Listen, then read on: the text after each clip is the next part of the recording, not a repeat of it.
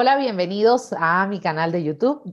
Yo soy Yaima, soy psicóloga clínica y psicodramatista y te quiero dar la bienvenida a este nuevo espacio de tertulia y hoy estaremos con una invitada especial. Ella es Vanessa Santín, pero como estoy acostumbrando en este espacio, no le voy a presentar yo, así que le voy a dar la palabra y la bienvenida en este momento a nuestra invitada. Hola, Vane, y empecemos con que nos cuentes quién es Vanessa Santín.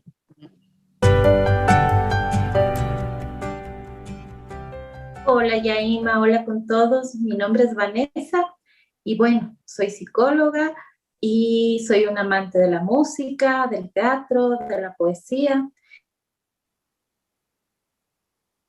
una persona con discapacidad y también con mujeres que están en su proceso de maternidad, ¿no? O también del proceso de no maternar por alguna otra circunstancia. Bueno, me dedico a eso, estoy acompañando ahora a muchas personas que requieren en este tiempo de COVID también y bueno, aquí para acompañarte.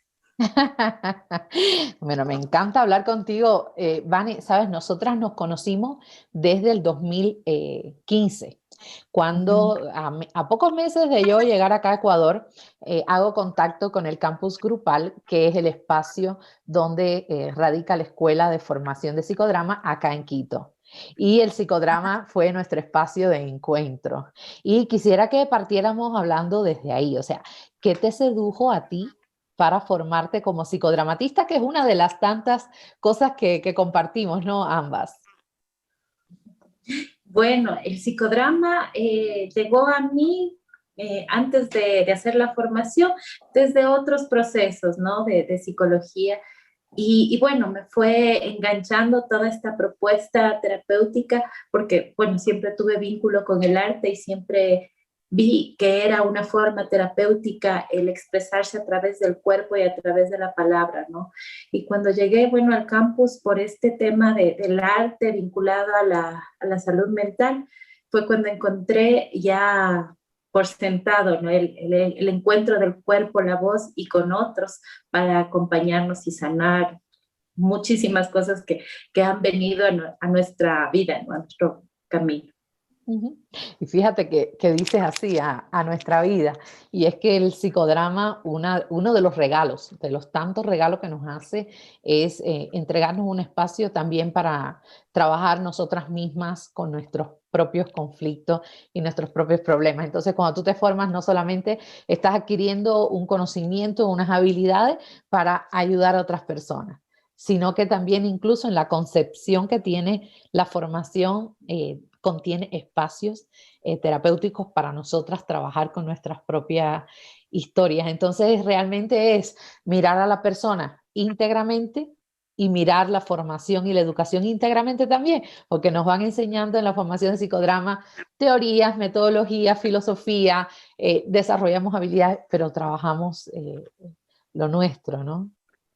Y Sí, cuando tú hablabas, ¿sí? de hecho, eso es lo que me vinculaba, ¿no?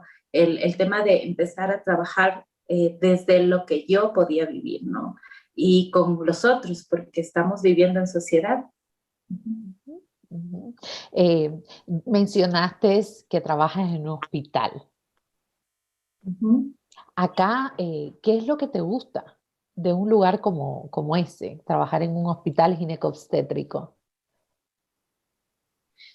Bueno, en el hospital ginecobstétrico, la verdad es que inicialmente el tema de dar vida era algo que me conectó cuando llegué ahí, ¿no?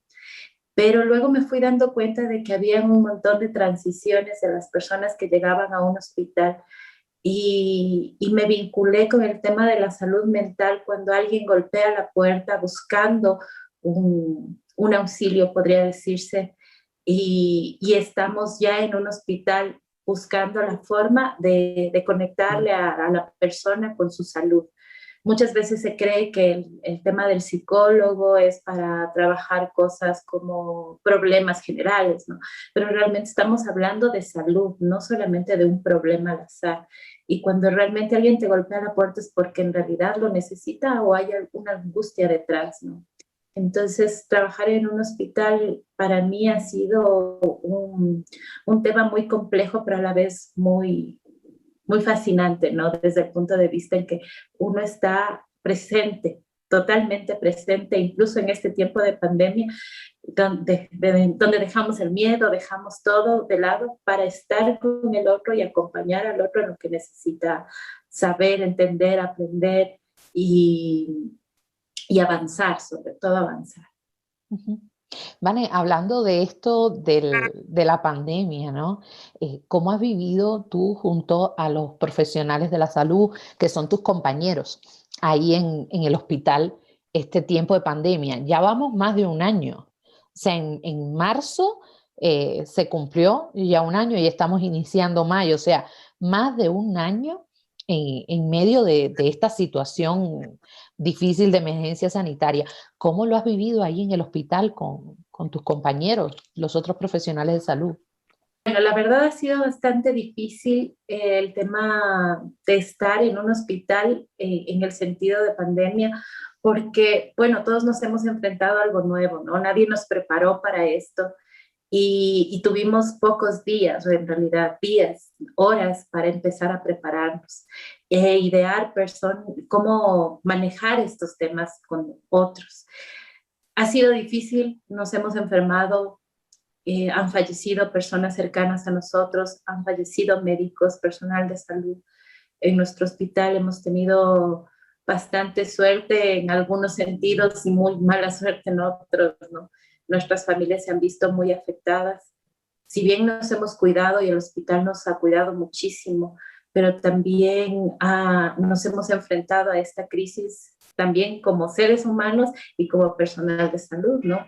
Entonces, bueno, hemos aplicado todo lo que hemos podido. Hemos hecho grupos terapéuticos para afrontar el tema crítico. Los primeros meses teníamos un grupo de al menos una vez cada semana reunirnos con todos los que podíamos del personal de salud.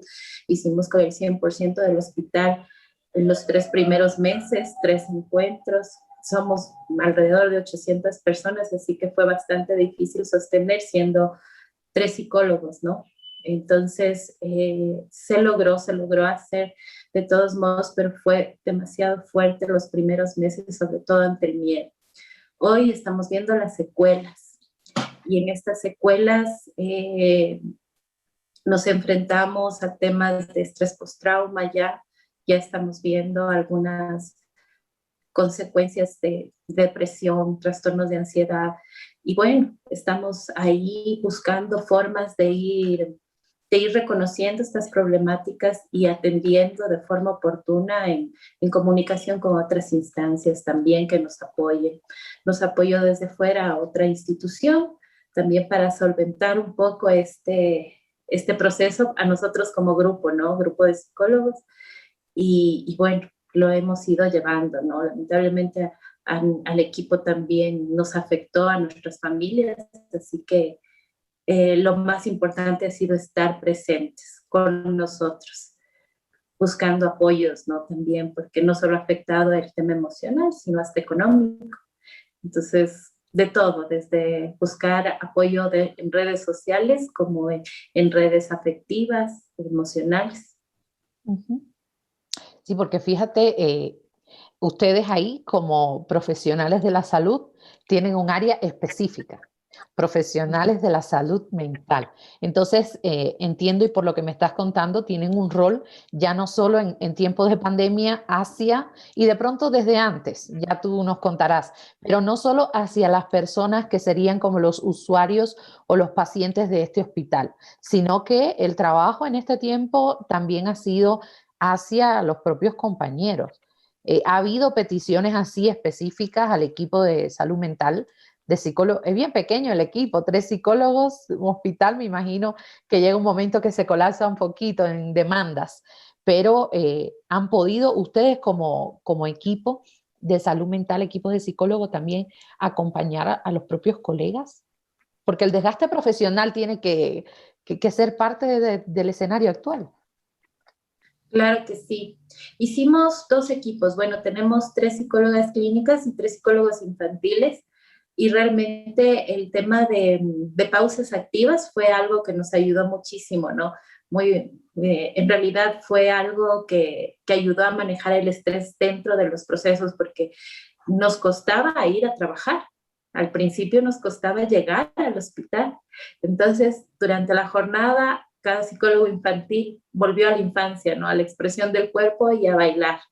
Entonces, había minutos de baile durante las jornadas que cada uno tenía como responsabilidad para manejar el estrés del día, porque no se hablaba más que de COVID y todo era COVID y los celulares llenos eh, de literatura basada en COVID. Entonces había una sobre demanda cognitiva, diría yo, de este tema, ¿no? Y del sufrimiento de no ver a nuestras familias, porque la mayoría hicimos lo mismo, ¿no? Como limitarnos en ver lo menos posible a nuestras familias, que fue una de las cosas más difíciles de afrontar. O sea, para nosotros es como asumir la responsabilidad de ser personal de salud y también de ser hijos o hermanos o tíos. Entonces fue un poco complejo la toma de decisiones primero. La toma de decisiones fue una de las primeras pautas que nos hizo manejar el primer factor de estrés, ¿no? Y de ahí, pues bueno, el tema de la demanda, sí, apenas había alguien en contagio, se hacía teleasistencia, teníamos una persona dedicada a teleasistencia específicamente, y bueno, hasta ahora lo seguimos haciendo. Si hay alguien en contagio, se hace atención por telemedicina, base a lo que vaya necesitando. Y bueno, quienes se fueron complicando, sí se hizo, bueno, como terapias más complejas con la familia, para ir asumiendo lo que empezó a suceder, ¿no? Que también hubo compromisos vitales. Pero sí, hay una sobredemanda. Fíjate, acá como profesionales de la salud mental tenemos acceso no solo en el aprendizaje que nos da la propia formación de psicólogos, bueno, ambas hemos compartido el psicodrama como parte también de aprendizajes que nos han formado para afrontar los escenarios de salud y salud mental en especial, pero pensemos en que nosotras, y en este caso tú, estando en un hospital, trabajando ante tanto desgaste, tomando decisiones del tipo, por ejemplo, que yo no he tenido que tomar cómo aislarme de la familia cercana que tengo, teniendo en cuenta que es chiquitita porque soy migrante, pero son decisiones que tú me dices, eso es lo primero, alejarnos de nuestra familia porque estamos en los hospitales, o sea, que tú también, Vanessa, como psicóloga, afrontando esto, no solo acompañando a otros, sino también en temáticas de autocuidado. ¿Crees que el hecho de ser una profesional de la salud mental te ha ofrecido ventajas para manejar el estrés? Creería que sí, en el sentido de poder hablarlo o tramitarlo en el momento que lo necesito. Eh, Como sabes, es difícil a veces tomar la decisión de buscar apoyo, buscar ayuda, pero, pero empezamos desde que se abrió todo esto, se abrió la posibilidad de buscar ayuda y ayuda no personal solamente, ¿no? Sino en equipo, y eso ayudó en el trámite de emociones, ¿no? Eso fue prepararme antes de que llegue una crisis, que llegaron crisis, por supuesto que sí, llegaron momentos donde no se sabía cómo, no sabía yo por lo menos cómo afrontar ciertas emociones y claro, buscar y exponerse a ciertas circunstancias terapéuticas, diría yo, o por lo menos de descarga emocional, sí me han permitido como reubicarme cuando necesito tomar distancia, ¿no? Porque sí ha habido momentos, al menos en duelos, en que no todos hemos estado listos. Y, por ejemplo, en el equipo de trabajo recién vivimos un duelo, entonces sabemos cómo cuidar a esa otra persona también. Entonces sí nos ha dado ciertas ventajas de hasta qué momento podemos y no podemos acceder a ciertos trabajos o momentos terapéuticos. En fin, ¿no? Sí nos da cierta ventaja porque sabemos cuándo sí y cuándo no seguir o tomar. Esto me parece siempre vital e importante y ha sido un proceso para mí de descubrimiento a lo largo del camino, en especial después que me gradué. Entender que, y por eso es algo que, por ejemplo, le transmito mucho a mis estudiantes de psicología en la universidad. Tenemos responsabilidad con los otros, correcto, porque nos estamos formando en esa área, pero tenemos responsabilidad con nosotros. Entonces, el cuidarnos a nosotros mismos, el poder identificar cuándo hay que tomar distancia porque, no, porque estamos sufriendo, porque nos está afectando y eso seguramente nos está hablando de algo que no hemos resuelto, de algo de nuestra historia, o sea, poder prestar atención a eso porque somos seres humanos, con un conocimiento, sí, con una experiencia, con unas habilidades, con digamos, ciertos pasos a lo mejor adelante en determinados temas, porque desde que uno se está formando va aprendiendo a mirarse. Pero esto tiene que ser una constante, ¿verdad, Vanessa? Es como todo el tiempo hay que mirarse, todo el tiempo hay que cuidarse. Sí, sí, sí, indudablemente es todo el tiempo, no es un ratito, no es ahora que estamos pasando una crisis, es durante todo el tiempo, ¿no? Y es algo que sí, que sigue y debemos seguirlo promoviendo. La pandemia al menos, que es un evento tan fuerte para para el mundo entero, va a seguir y nos va a seguir un poco desde esta mirada no solamente de salud física, sino de salud mental sobre todo. Ujú. Claro, estaba hablando en la tertulia anterior con mi invitada acerca de los retos de la psicología y hablábamos de lo emergente y lo emergente en este momento es sobrevivir, ¿sí? Y para muchas personas es un lujo prestar atención a la salud mental, puede ser porque no lo visualizan o porque no tienen el dinero o porque no tienen el acceso o porque no tienen el tiempo porque están en la emergencia de lo vital para la vida y lo económico se impone y el encontrar el alimento, etcétera, ¿no? Va a ubicarse antes que la salud mental, pero sabemos que el tiempo, o sea, ya por ser tan sostenido el estrés, ya más de un año, las afectaciones desde el punto de vista de la salud mental ya están evidentes en los cuidadores o en la personal de la salud o personas que en las casas han tenido que cuidar enfermos o han tenido que vivir situaciones con niños pequeños, de la enseñanza, de pérdida de trabajo, pero posterior a la pandemia, la crisis realmente de salud mental va a ser muchísimo más visible, consciente. Así que estamos en retos para los profesionales de la salud mental y avisorando retos más grandes que los actuales. No sé si compartes esa opinión, ¿no? Sí, no, desde el punto de vista en que ahora mismo es vital dedicarnos a la salud mental, ¿no? El incremento de suicidios es súper importante visualizarlo, ¿no? En este año los intentos autolíticos subieron.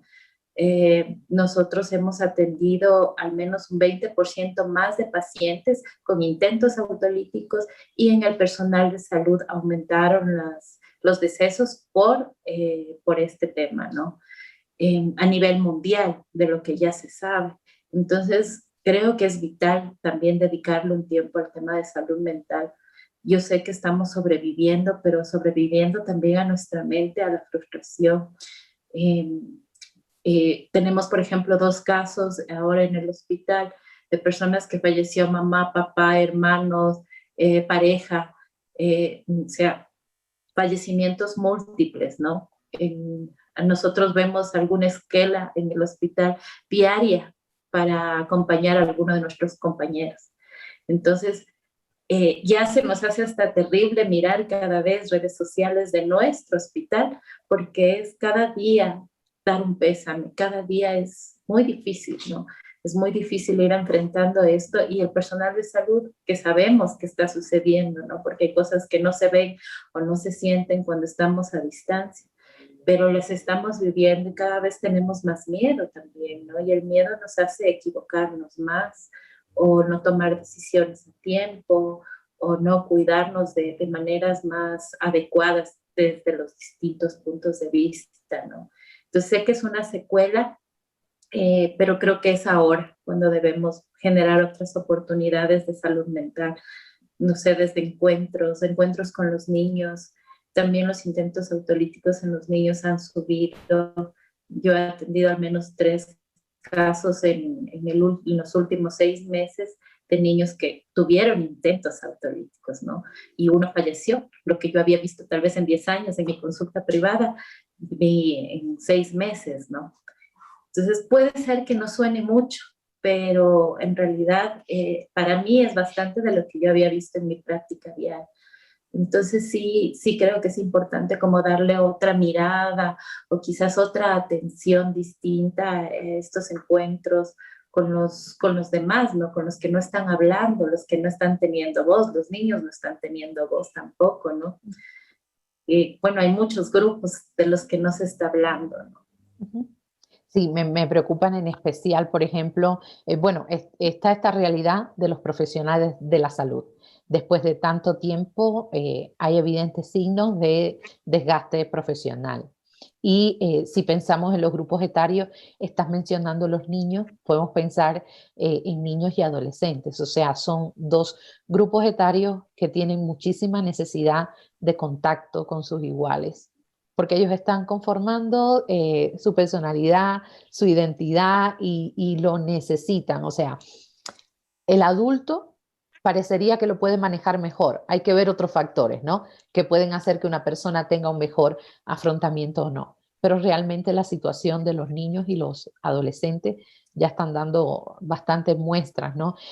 Por ejemplo, yo he visto en terapia adolescentes con muchísimos miedos, por ejemplo, y con una necesidad inmensa, y estas reglas, porque sí es verdad que hay que contener el tiempo en que están frente a las pantallas, pero en consulta te dicen, pero doctora, es que todo lo hago en la pantalla, doy la clase en la pantalla, juego en la pantalla, comparto con mis amigos en las pantallas, y a veces con los padres es difícil que entiendan que las reglas tienen que ser flexibilizadas en este tiempo que no es el acostumbrado, el anterior, el cotidiano.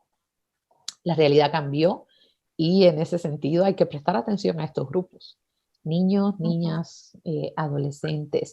Quiero, y creo que puede ser interesante porque hablaste de la música al principio y yo sé que eres musicoterapeuta, o sea, haces musicoterapia. ¿Dónde te formaste? ¿De qué se trata esto de la musicoterapia? Bueno, hice una formación en musicoterapia en la Fundación Benenson en Argentina. Bueno, este es un proceso de formación bastante particular, ¿no? Donde uno va haciendo un camino. Realmente no tenemos el título de musicoterapeutas hasta que uno cumple como ciertos requisitos o ciertos requerimientos y el fundador, que en este caso es Benenson, que es un psiquiatra, pues da esa luz verde de estar listo, ¿no? De estar listo. No es una formación académica, es una formación más desde del proceso de conocimiento y autoconocimiento también.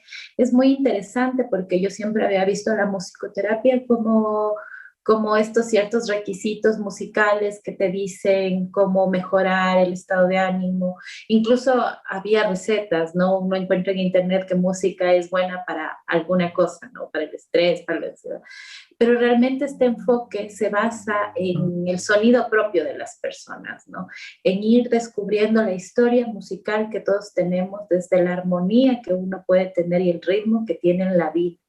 Somos música, ¿no? Entonces él habla mucho del ISO que tenemos, el ISO musical. Y el ISO tiene que ver con cómo tú suenas, con qué te conectas, con tu historia musical. Él decía, por ejemplo, la música, la música que a ti te hace bien no necesariamente le hace bien a otro, ¿no? Entonces, ¿qué música y cuál es tu sonido personal? Desde los sonidos que escuchaste desde que naciste, incluso en la panza. ¿Qué sonidos son los que te conectan con el mundo y te generan ciertas emociones? No importa cuáles sean, no importa qué tan musicales sean, pueden ser desde los sonidos ambientales hasta la música misma. Y se basa en lo no verbal, no hablamos. Entonces, en este proceso terapéutico es como el encuentro con el sonido del otro, básicamente, ¿no? Como ir descubriendo los sonidos con el otro.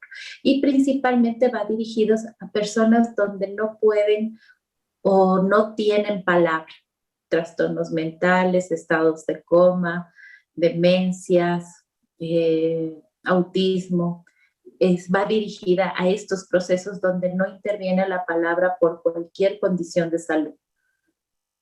Ah, eso quiere decir que, por tanto, en la musicoterapia no habría recomendaciones específicas como, si tú estás deprimido, este es el tipo de música que te puede hacer bien, sino es el descubrimiento personal y obviamente entiendo yo que puede ser desde el autodescubrimiento o desde el acompañamiento de un musicoterapeuta, tal vez, o alguien que tenga conocimiento de esto, para que tú encuentres aquellos sonidos, por ejemplo, que a ti te hacen bien, que a ti te generan emociones placenteras, podríamos decir. Hablaste Sí. de que estaba esto dirigido a personas que por alguna condición de salud, por ejemplo, no tienen el mismo acceso a lo verbal, a la palabra, a relacionarse con el mundo así. Y sé que trabajas con estos grupos. Sí, ¿Podrías sí, contarnos un sí. poquito de esto? Bueno, el encuentro con la forma de comunicarse con otros se basa en eso, ¿no? Como en el permitirle al otro que busque su forma de comunicación. Una de las cosas que más me conectó con este método era que trabajaba mucho con autismo allá en Argentina y yo trabajo con esta población donde la palabra no es el mejor instrumento de comunicación, sino que más bien es el cuerpo. Entonces uno genera la disposición de ciertos instrumentos o objetos que pueden tener algún tipo de musicalidad y con esto empezamos a encontrarnos en una forma de comunicación alternativa. Entonces dice que en el autismo, por ejemplo, siempre hay alguna comunicación por más no verbal que sea alguien, ¿no? Entonces siempre hay alguna cosa, algún objeto, algún sonido que le lleva a comunicarnos algo. Entonces estos encuentros con ciertos instrumentos le permiten al otro expresarse. Y esta expresión en algún momento llega a ser musical, quizás musical no audible para mí, pero sí para la otra persona, ¿no? Hasta que puede conectarse de a dos, con este hizo que se conecta con el otro, ¿no? Desde el psicodrama quizás lo hablamos desde el tele, ¿no? Pero desde la musicoterapia lo hablamos desde el hizo que se conecta con el otro. Y procura no utilizar la palabra para no romper este proceso de comunicación que tenemos con el otro. Y el otro empieza a expresarse. Se dice que después de entender la propia musicalidad, uno puede empezar a hablar. Y de hecho se habla de muchos trabajos a partir de lo no verbal, generando una propuesta verbal a posterior, ¿no? Entonces a mí me ha funcionado mucho, especialmente en niños con autismo, el tema de disponer de todo tipo de sonidos con el que el niño se conecte y desde ahí empezar a generar propuestas comunicativas, ¿no? Y también con pacientes con trauma cráneoencefálico, especialmente con uno que trabajamos muchísimo tiempo, que estuvo en estado de coma, ¿no? Entonces se habla mucho de la expresión, aun cuando no estemos conectados conscientemente con el mundo. Entonces sí, hay piloerección cuando escuchas tu música o la música que te cantaba tu mamá. Entonces, haciendo una historia musical de cada persona y una historia sonora de cada persona, uno puede ir descubriendo qué le hace bien al otro, ¿sí? Entonces, con este paciente en especial nos ayudó mucho a entenderle en su despertar y qué tanto estaba consciente, ¿no? Consciente de lo que sucedía a su alrededor. Poco a poco fue despertando este paciente, pero a pesar de que tenía una lesión muy, muy severa, él demandaba la música que quería escuchar, ¿no? Y era como su conexión con el mundo. Y eso fue muy interesante en los últimos años. Lamentablemente ya falleció hace un año, pero más o menos desde el 2013 lo que se hacía era buscar el tema sonoro, que era lo que le conectaba con el mundo. La música que oía con su mamá, la música que oía con sus amigos, le gustaba muchísimo el rock y eso le hacía moverse, ¿no? Y en ese despertar del movimiento nos hablaba de su forma de estar en el mundo también. Esto lo estás contando y yo voy sintiendo que es como los regalos también que vas recibiendo. O sea, tú ofreces un saber, también un compromiso con el resto de personas, y eso definitivamente también se te devuelve. ¿Cuál crees o cuáles crees que han sido los regalos que has recibido a lo largo de estos años acompañando a personas en temáticas de salud mental? No sabría decirte cuáles, o sea, son tantos los regalos. Recuerdo el primer niño que vi caminar, ¿no? Cuando un niño normalmente le toma unos 2 meses caminar, me acuerdo del primer niño al que vi caminar, que le tomó 5 años, ¿no? Caminar y caminó. El primer paso que dio fue conmigo en una terapia que estábamos haciendo y estaba paradito en la pared y empezó a caminar.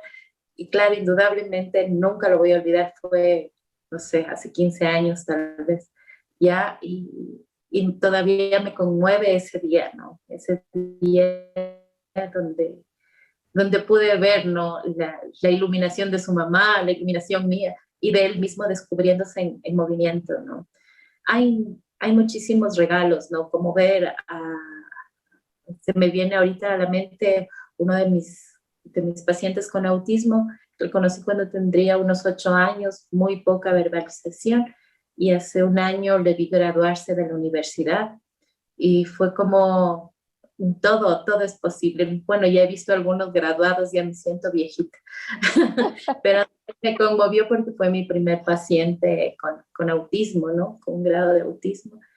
Y, y fue verle, ¿no? Cuando se habló de una persona con deterioro mental, con una persona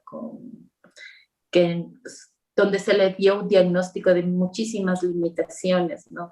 Y siempre estar quitando este estigma a nivel social, ¿no? De que las alteraciones o los trastornos o como la gente lo llama en el común, es un estado, sí, mental que no tiene todas las funciones como se espera, ¿no?